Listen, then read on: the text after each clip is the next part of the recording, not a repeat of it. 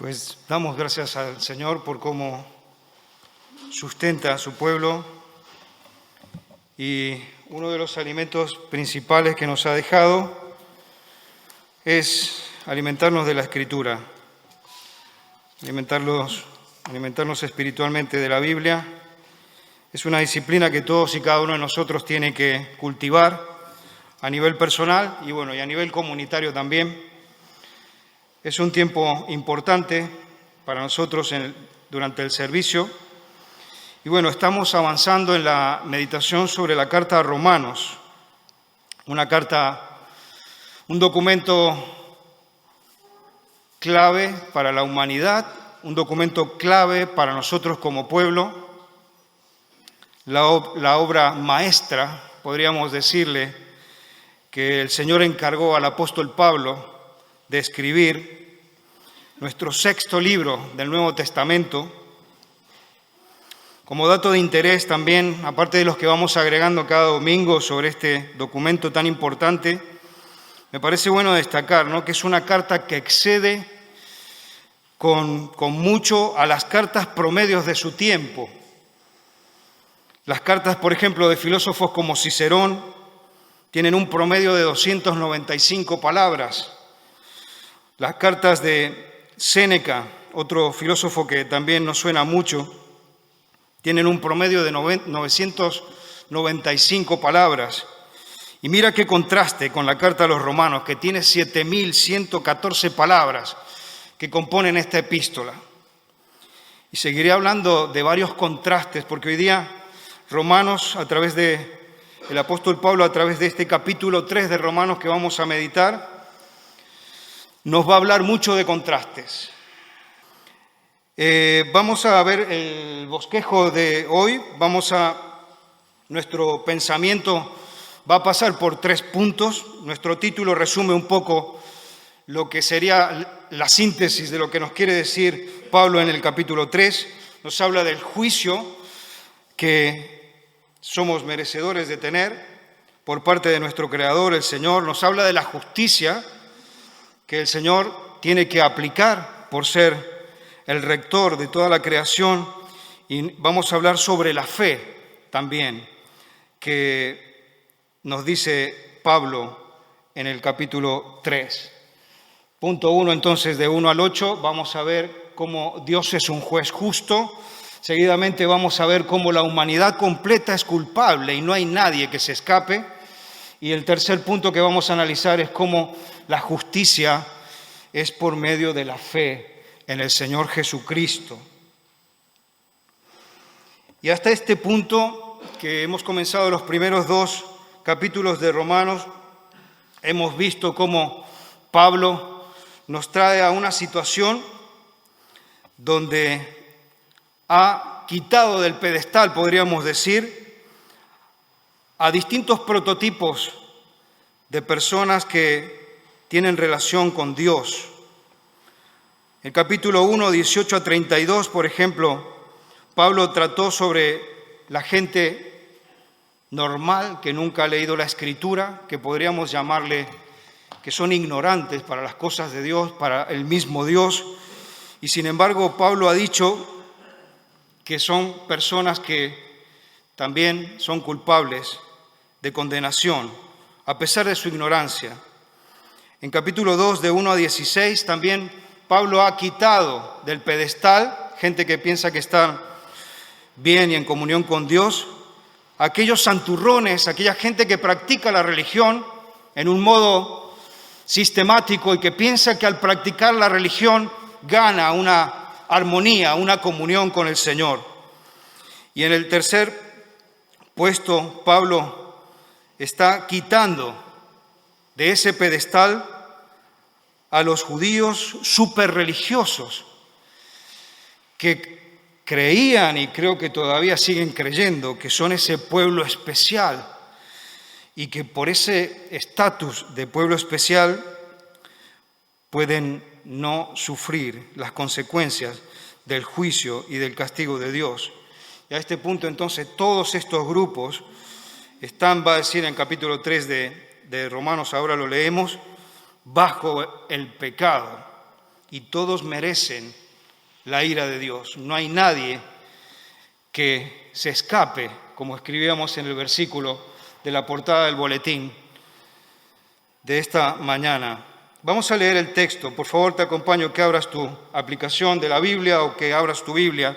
Vamos a leer capítulo 3 de Romanos. ¿Qué ventaja tiene, pues, el judío? ¿O de qué aprovecha la circuncisión? Mucho, en todas maneras. Primero, ciertamente, que les ha sido confiada la palabra de Dios. Pues ¿qué si alguno de ellos han sido incrédulos? ¿Su incredulidad habrá hecho nula la fidelidad de Dios? De ninguna manera. Antes bien sea Dios veraz y todo hombre mentiroso, como está escrito, para que seas justificado en tus palabras y venzas cuando fueres juzgado. Y si nuestra injusticia hace resaltar la justicia de Dios, ¿qué diremos? ¿Será injusto Dios que da castigo? Hablo como hombre. En ninguna manera. De otro modo, ¿cómo juzgaría Dios al mundo? Pero si por mi mentira la verdad de Dios abundó para su gloria, ¿por qué aún soy juzgado como pecador? ¿Y por qué no decir, como se nos calumnia y como algunos cuya condenación es justa, afirman que nosotros decimos, hagamos males para que vengan más bienes? ¿Qué pues? ¿Somos nosotros mejores que ellos? En ninguna manera, pues ya hemos acusado a judíos y a gentiles que todos están bajo pecado, como está escrito, no hay justo ni aun uno, no hay quien entienda, no hay quien busque a Dios, todos se desviaron, a una se hicieron inútiles, no hay quien haga lo bueno, no hay siquiera uno. Sepulcro abierto es su garganta, con su lengua engañan, veneno de áspides hay debajo de sus labios. Su boca está llena de maldición y de amargura. Sus pies se apresuran para derramar sangre. Quebranto y desventura hay en sus caminos, y no conocieron camino de paz. No hay temor de Dios delante de sus ojos. Pero sabemos que todo lo que la ley dice, lo dice a los que están bajo la ley, para que toda boca se cierre y todo el mundo quede bajo el juicio de Dios, ya que por las obras de la ley ningún ser humano será justificado delante de él, porque por medio de la ley es el conocimiento del pecado.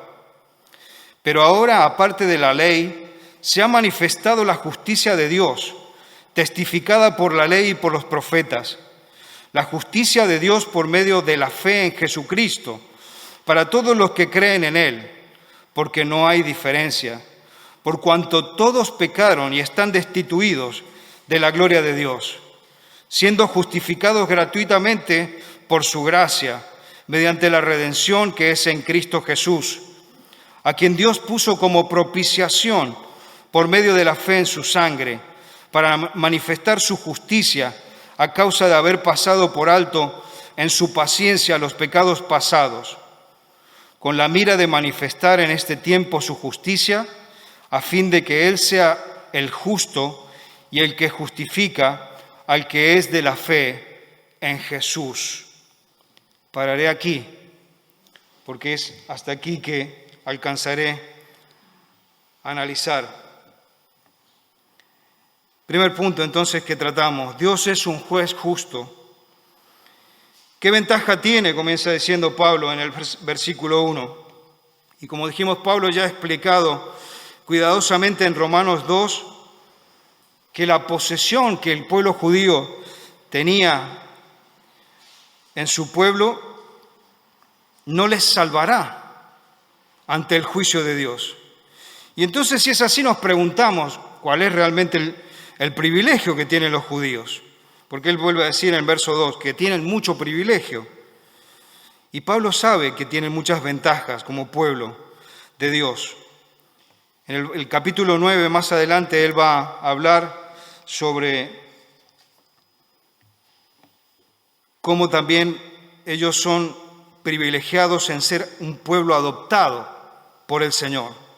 También va a hablar sobre la gloria de este pueblo en el Señor y también del pacto que tuvieron inicialmente con el Señor, del culto que ellos aprendieron a hacer ante el Señor y también todas las promesas que el Señor les dirigió como pueblo. Y en verso 3 vuelve a plantearnos Pablo, ¿no? ¿Y qué pasa si todo este pueblo especial ha escuchado las buenas nuevas del Señor Jesucristo y lo rechazan? ¿Qué es lo que pasa? El hecho de que este pueblo judío no recibe la buena noticia hace que esto sea en vano la obra de Dios hacia toda la creación. Hace que esta incredulidad ponga en nulidad todo aquello que Dios ha planeado. Para esta mañana pienso que es una de las aplicaciones que nos tenemos que llevar, ¿no? Nosotros podemos tomar aliento sobre esta idea que nos está dando aquí el Señor, porque vemos que en medio nuestro mucha gente a veces se acerca a la iglesia, están con nosotros un tiempo corto, un poco más de años, y de pronto vemos que desaparecen. ¿Cómo tenemos que reaccionar? ¿Significa eso de que el Evangelio no sirve para nada, el hecho de que haya gente que haga esto en medio nuestro? Nuestra fe y lealtad al Señor, nuestro servicio al Señor, ¿debe de caer por este motivo? De ninguna manera, dice Pablo. Antes Dios sea veraz y todo hombre mentiroso. Y Pablo aquí nos está recordando que Dios es verdadero en su propia persona. Lo estuvimos meditando en los atributos que estuvimos viendo en la serie pasada. Y Dios finalmente se demostrará como un Dios verdadero en todas sus acciones y demostrará que no hay injusticia en Él. Spurgeon, hablando y comentando sobre esta parte del versículo, que Dios sea veraz y todo hombre mentiroso, dice, es una expresión fuerte.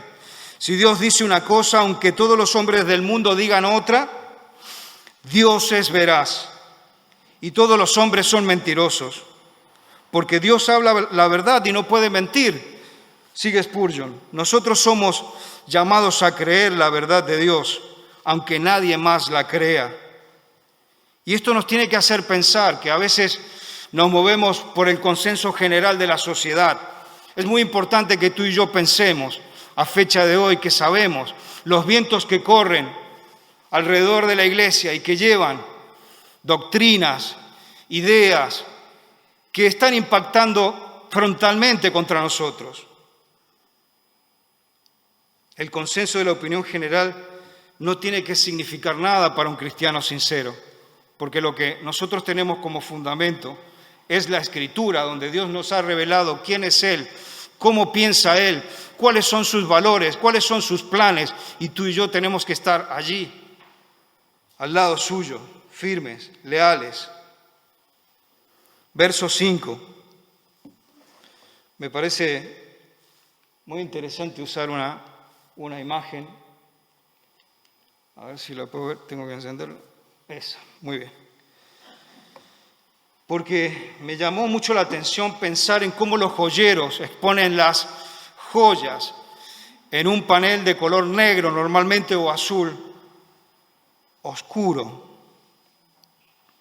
Tiene totalmente relación con este verso 5, donde Pablo escribe, y si nuestra injusticia hace resaltar la justicia de Dios, ¿qué diremos? Porque hasta este punto vemos que la buena noticia del Evangelio que nos está presentando Pablo tiene que ver más con nuestra condición pecaminosa y depravada como humanos. Pablo está escribiendo también con un estilo de narrativa que es interesante que la identifiquemos. Hace un método de preguntas y respuestas, tiene un interlocutor imaginario con quien él está dialogando en este texto. Y va presentando objeciones que él seguramente recordaría de todas aquellas intervenciones en las distintas sinagogas donde se presentaba a predicar el Evangelio. Cada uno de nosotros podría pensar a este punto, ¿no? Si mi pecado al final lleva gloria a Dios, entonces ¿por qué el Señor termina castigándome? ¿Será injusto un Dios que da castigo? Y Pablo aquí vemos que está muy familiarizado con un concepto que hoy en día también tenemos que aclararlo. Pablo no es un dualista.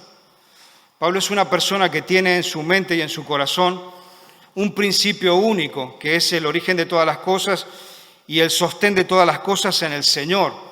No considera que hay el principio del mal que puede llegar a afectar a Dios. Él considera una realidad donde Dios tiene todo bajo su control. Y aún Él está reconociendo en este diálogo que hace, ¿no? Si mi voluntad es pecar contra el Señor, el que Él inflija un castigo sobre mí, que soy solo un peón en su tablero, no es malo. Me gustaba mucho este ejercicio de pensar, por ejemplo, en el caso de Judas, el discípulo que traicionó a Cristo. Puedes imaginarte a un cierto punto a Judas argumentando o presentando su caso ante Dios que va a emitir su juicio contra él. Imagínate a Judas que dice: Señor, yo sé que he traicionado a Cristo, tu Hijo, pero tú has usado esa traición para bien. De hecho, si yo no hubiese vendido a Cristo por esas monedas, Él no hubiese ido a la cruz. ¿Cómo me vas a castigar si al final tú has transformado el mal en bien? Yo creo que la respuesta para un caso así sería de la siguiente manera: sí, tú has hecho lo que has dicho, pero Dios usó tu maldad, pero era siempre tu maldad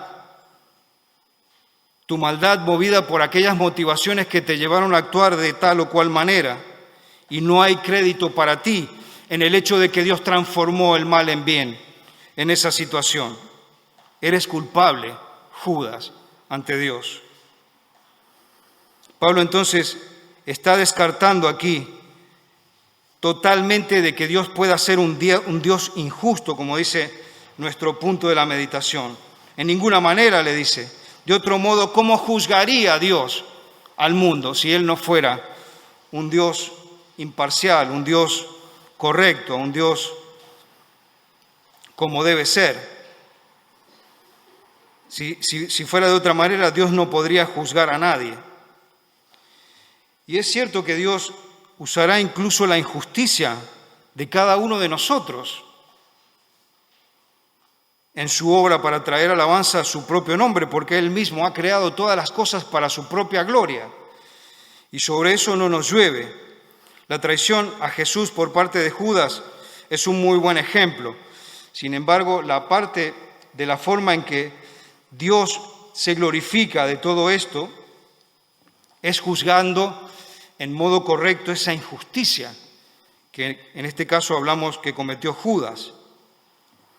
Tanto para Pablo como para sus lectores era un hecho de que el juicio se acercaba y cuando algunos serían exonerados y otros serían condenados.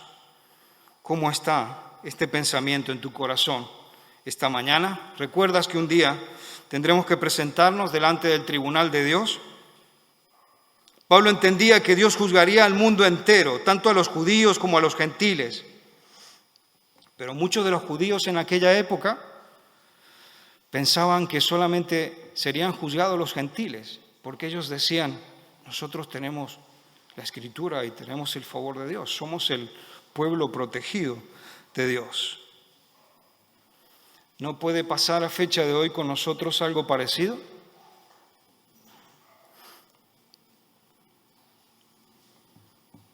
Pablo vuelve a establecer la objeción de este interlocutor imaginario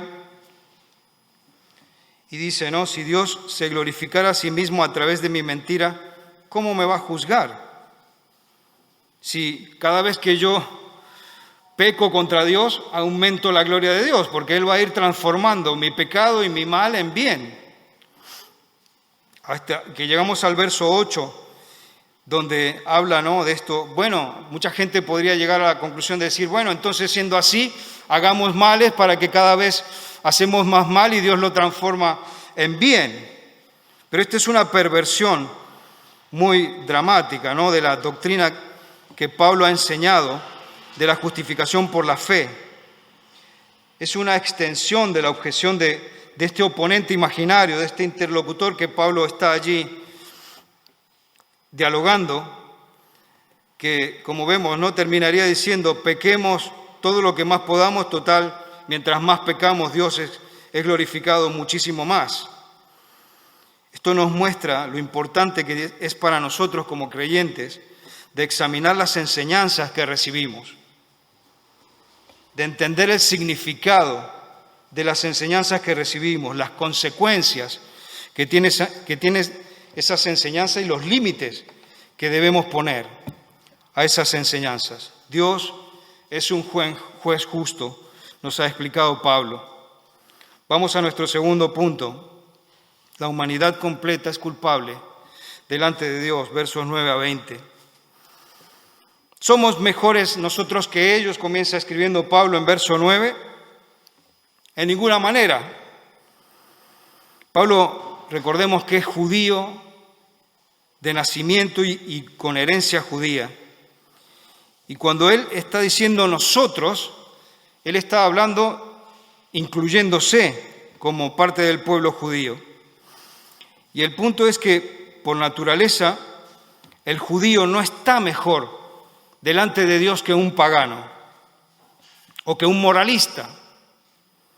Y Pablo demuestra que el pagano, el moralista y el judío están todos bajo el pecado en nuestro texto. Están todos bajo la condenación. Un tal Morris, que también comenta la Escritura y habla acerca de esta expresión bajo pecado, me parece muy importante que la escuchemos. Dice que Pablo está considerando al pecado como un gobernante tirano sobre la gente. Así que los pecadores están bajo el dominio de este tirano y no se pueden librar. Y ahora desde verso 10 en adelante comienza esta tomografía de cuerpo completo, como la veíamos en el vídeo, que nos escanea a todos nosotros. Y Pablo comienza a citar una batería de textos del Antiguo Testamento: Salmos 14, 1, 3, Salmos 5, 9, Salmo 143, Salmo 10, 7 y Salmo 36, 1 y también Isaías 59, 7 y 8. Y Pablo aquí analiza la condición humana de arriba abajo. Empieza desde la cabeza y llega hasta los pies. Es como decimos, ¿no?, como una tomografía de cuerpo entero que nos está haciendo y que confirma con ese contraste que veíamos que hace la tomografía, que estamos afectados por el pecado. Estamos depravados, dicen los reformadores. Evidentemente que es un término muy fuerte, la depravación total de la humanidad. Yo creo que por la gracia del Señor no estamos completamente depravados, porque evidentemente que muchos vemos que podemos llevar buenas obras, que si estuviéramos completamente depravados no sería posible. Pero sí que debemos tomar conciencia y ser sinceros delante del Señor que tenemos una tendencia al mal importante, al punto que en verso 10 Pablo escribe: no hay justo ni aún uno. Cuando Dios no encuentra ni siquiera a un justo es porque no hay ninguno. Y no miremos para ningún lado, miremos nuestro propio corazón.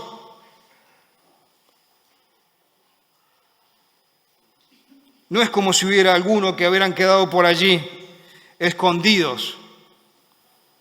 Es taxativo, es una declaración tremenda. No hay nadie que sea justo.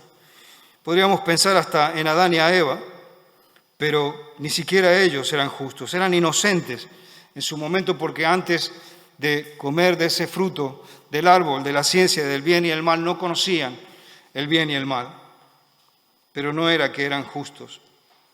No hay quien busque a Dios, verso 11. Y nos engañamos nosotros mismos al pensar que el hombre por sí solo busca al Señor, busca a Dios. Y tú me puedes decir, pero entonces todas las religiones, con todos sus rituales, con todas las prácticas que realizan, y no solamente de ahora, sino desde la antigüedad, ¿qué pasa con esta gente? En realidad vemos que todo ese movimiento no busca al Dios de la Escritura, buscan a ídolos, que normalmente son ídolos que cada uno quiere formar a la medida que quiere. Es como que la gente se hace un Dios hecho a medida de cada uno, un ídolo, pero no es el Dios de la Escritura, el que se presenta aquí con todos sus atributos, su personalidad.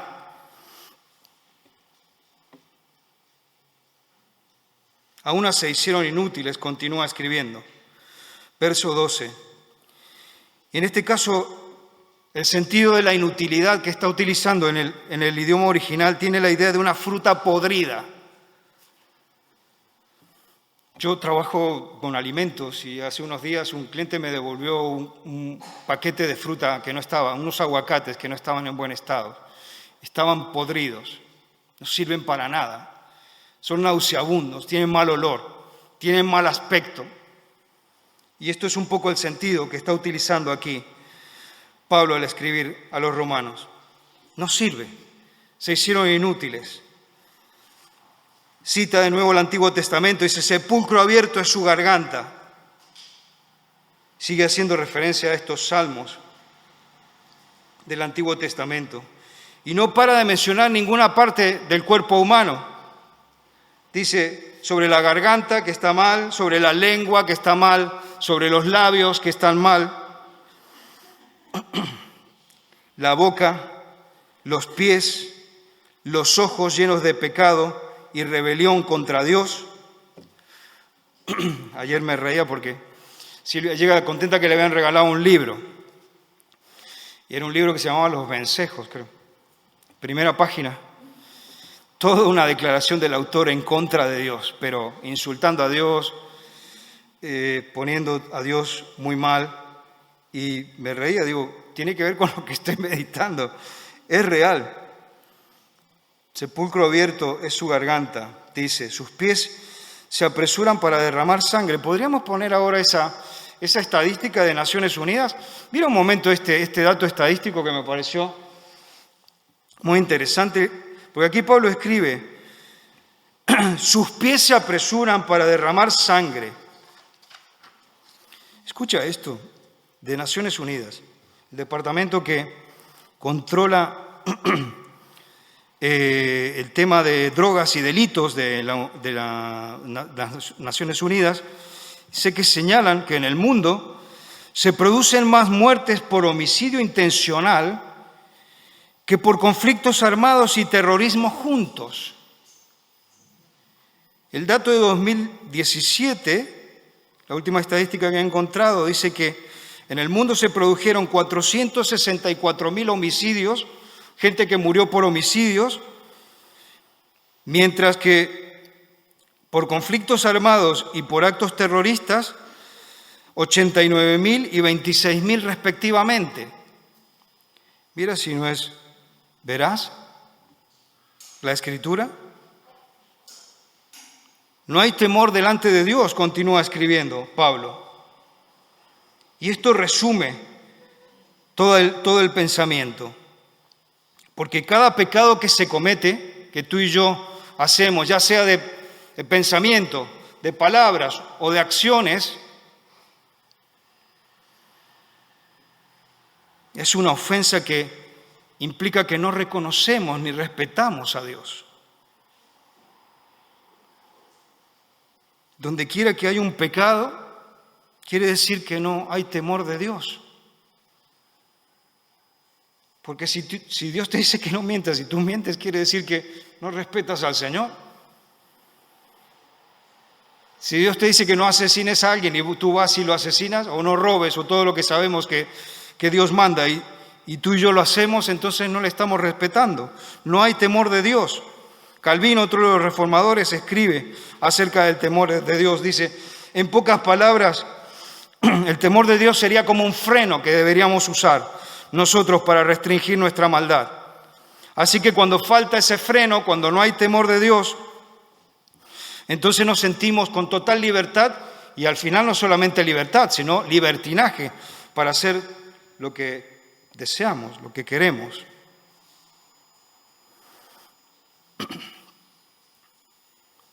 Sigue hablando Pablo y enseña, ¿no?, que esta horrible descripción de depravación total por este pecado tan profundo que ha afectado a la humanidad, lo podemos entender por la ley. Al Señor entregar la ley, entonces nos damos cuenta de esa situación. Y ahí podríamos poner la otra día de la plomada. ¿Podrías poner la plomada, por favor?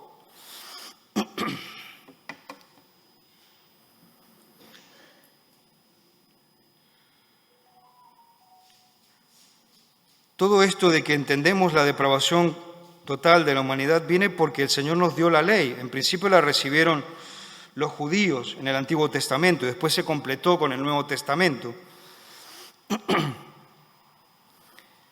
Pero claro, a este punto, al Señor entregar y revelar la ley, todo el mundo quedó bajo el juicio de Dios, porque sucede lo que acabamos de comentar antes, ¿no? No hay justo ni aún uno. Él está diciendo, lo dice a los que están bajo la ley. Claro, Pablo está dialogando con los mismos judíos. Y si Dios está hablando de esta manera, aquellos que tuvieron la ley al principio e intentaron hacer la ley, es evidente que a través de las obras humanas ningún ser humano podrá ser justificado por las obras de la ley. Recordemos, como decíamos antes, que muchos judíos en estos días de Pablo tomaban cada pasaje del Antiguo Testamento que describía lo malo y lo aplicaban solamente a los gentiles, no aplicaba para ellos. Y Pablo pone en claro, ¿no?, que Dios no está hablando solamente para los gentiles, sino que el pueblo judío también está incluido. La ley no puede salvarnos, la ley no puede justificar a nadie. Es simplemente útil para darnos conocimiento del pecado. Y ahí tiene sentido esta imagen. ¿Ves un muro que está torcido y ves una plomada que indica la torcedura del muro? La ley es la plomada que indica lo que sería correcto y el muro que está torcido somos nosotros.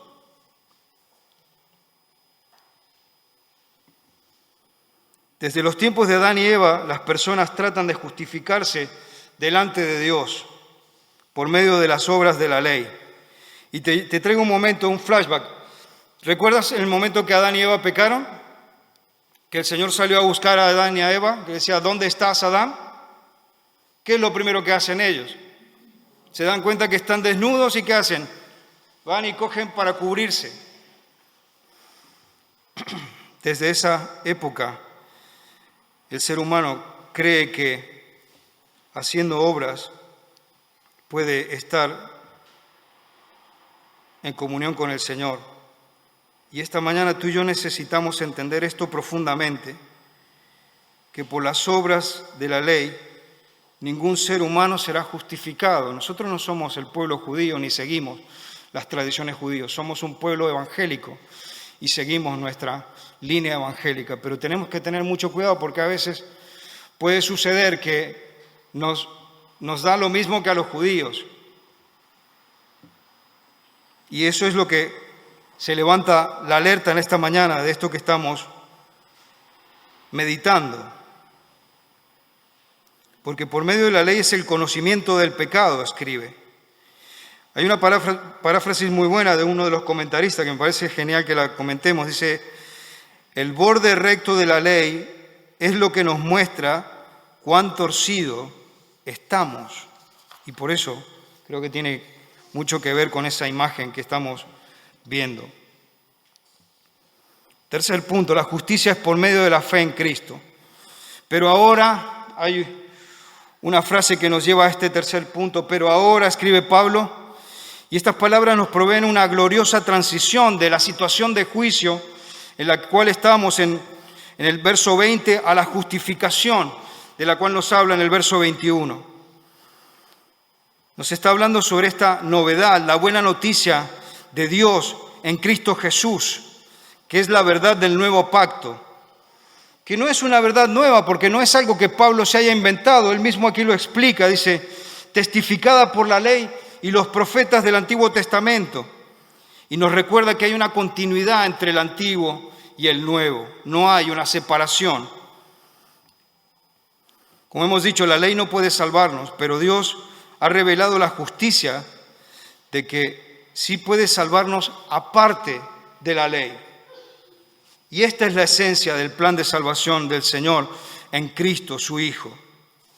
Una salvación que se ofrece aparte de la ley,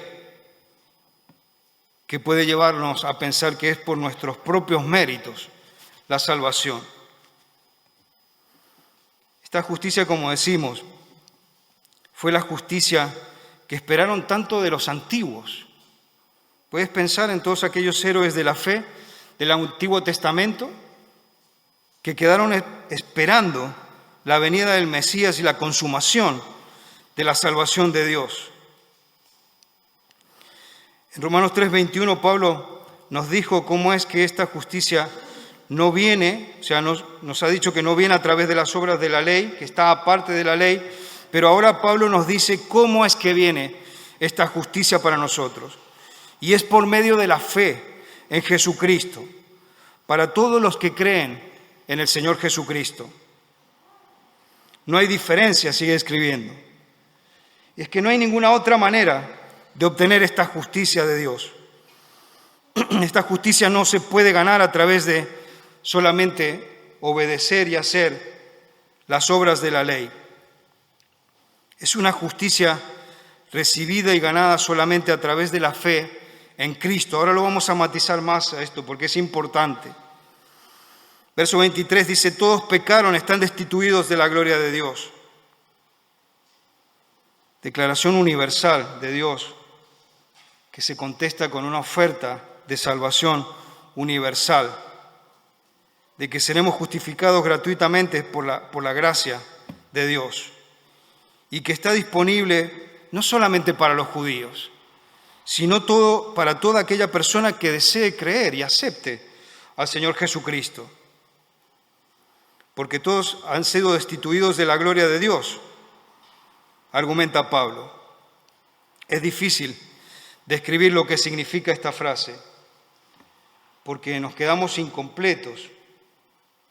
Pero creo que hay 4 formas en las cuales nosotros podemos entender por qué hemos sido destituidos de la gloria de Dios. Porque fallamos en darle la gloria que Él se merece en cuanto a nuestras palabras, nuestros pensamientos, nuestras acciones. Fallamos al no dar la talla ante el Señor y por lo tanto rechazamos esa gloria del Señor y la recompensa de ser siervos fieles. Fallamos también en reflejar en modo apropiado la gloria de Dios, al tener esa resistencia y al rehusar ser transformados como es nuestro Dios, a su imagen.